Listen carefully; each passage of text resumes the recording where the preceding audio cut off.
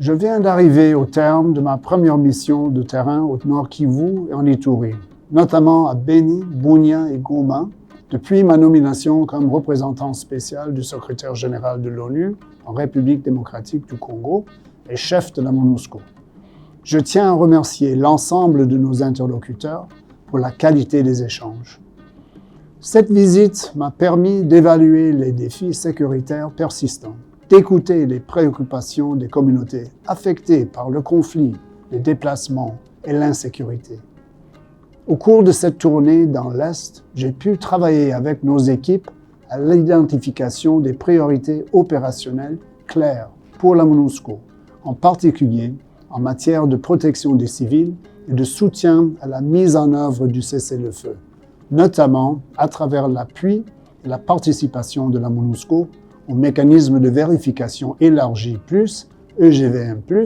en collaboration avec le Joint Intelligence Fusion Cell et en conformité avec les résolutions pertinentes du Conseil de sécurité. Comme je l'ai indiqué à mon arrivée à l'aéroport de Goma il y a 2 jours, nous espérons contribuer au renforcement de la dynamique en faveur de la désescalade,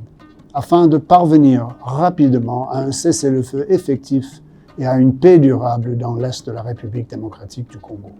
À cet égard, je tiens à réaffirmer ici, à Goma, l'engagement indéfectible de la MONUSCO et des Nations Unies en faveur de la mise en œuvre des résolutions 2773 et 2808 du Conseil de sécurité, adoptées en 2025, et on se rappelle que ces résolutions réaffirment le respect de l'indépendance, de la souveraineté et de l'unité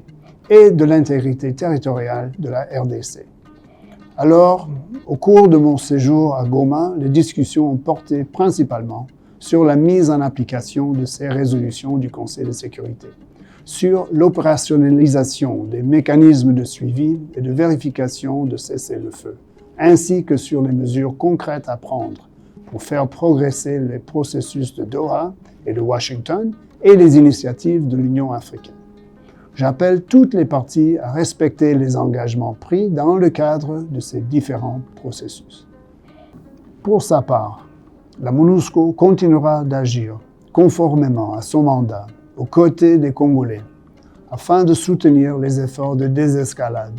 renforcer la protection des civils et contribuer au retour d'une paix durable ainsi qu'à la restauration de l'autorité de l'État au grand bénéfice du peuple congolais.